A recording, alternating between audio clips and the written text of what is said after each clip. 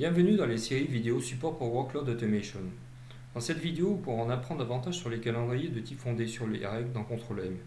Les calendriers de type fondé sur les règles sont un outil de planification puissant disponible dans Workload Automation.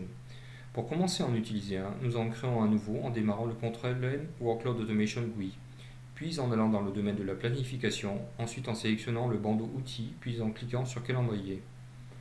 Dans la section édition du bandeau, on peut cliquer sur le bouton Nouveau et cliquer sur Fonder sur les règles. Maintenant, nous donnons à notre nouveau calendrier un nom. Supposons que nous voulons un ensemble de jobs à exécuter sur l'avant-dernier mardi de chaque mois. Nous pourrions le nommer Second Last Tuesday. Nous limitons la longueur du nom à moins de 20 caractères.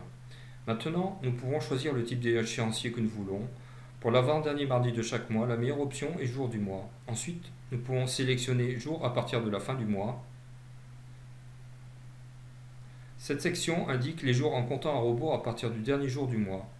Pour l'avant-dernier jour de quelques jours de la semaine qu'il soit, nous étendons cette règle en cliquant sur la flèche, puis en sélectionnant l'avant-dernier 8e à l'avant-dernier 14e jour du mois.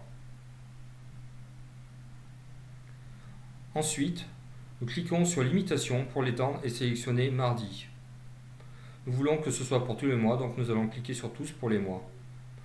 Si nous avons le module Forecast, pour confirmer que tout est bon, nous pouvons cliquer sur Afficher l'échéancier et nous voyons que l'avant-dernier mardi de chaque mois est sélectionné. Une fois que votre calendrier est défini de la façon que vous souhaitez, cliquez sur OK, puis Check-in.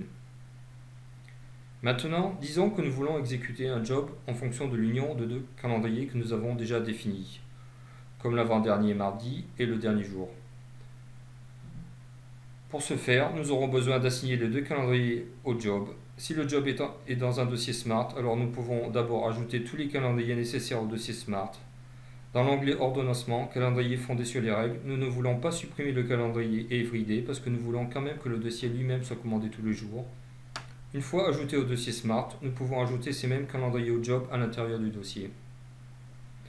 Comme précédemment, si nous avons le module Forecast installé, alors nous pouvons cliquer sur Afficher l'échéancier pour s'assurer que le job sera exécuté lorsque nous le souhaitons.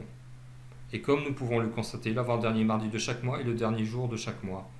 Merci pour votre temps. L'équipe Support Workload Automation a hâte de vous aider si vous en avez besoin.